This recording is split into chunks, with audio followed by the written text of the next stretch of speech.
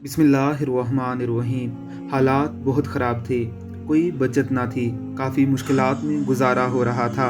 ऐसे में दिमाग में आया कि क्यों ना कोई जिन काबू किया जाए और उसको इस्तेमाल करके दौलत कमाई जाए। एक बाबा जी का पता मिला जो अमलियात के लिए मददगार साबित हो सकते थे। उन्होंने 40 दिन का एक मुजर्रब अमल बताया। अमल के लिए रात को अपने घर के एक कमरे का इंतखाब किया। 3 दिन अमल चलता रहा। मुझे डरावनी शक्लें नजर आती थी। चौथी रात का अमल जारी था। मैं खसार में था कि अचानक एक खौफनाक निस्वानी आवाज़ आई, मुन्ने के अब्बा मुन्ने का फीडर फ्रिज से निकाल लाएं। मैं चौंक गया कि कोई हवाई मखलूक मुझे तंग करना और मेरा अमल मुतासर करना चाहती है। बाबा जी ने ताकीद की थी कि जैसे भी हालात हों, हसार नहीं तोड़ना, वरना जान का खतरा हो सकता है। आवाज़ दोबारा आई। मैं नज़रअंदाज कर गया। 10 मिनट बाद मैंने देखा कि एक चुड़ैल मेरी बीवी की शक्ल धारे मेरी तरफ चली आ रही है।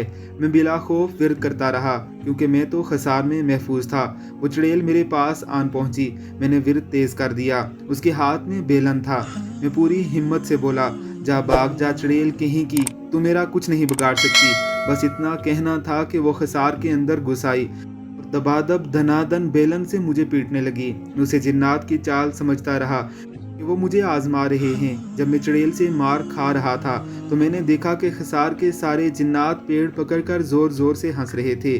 जब चुड़ैल मुझे मार मार कर थक गई और मुझे घसीट कर खसार से बाहर निकाला तो एक बदतमीज जिन मेरे कान में आकर कहने लगा, सरकार पहले अपनी बेगम को काबू कर लो, फिर हमारा सोचना।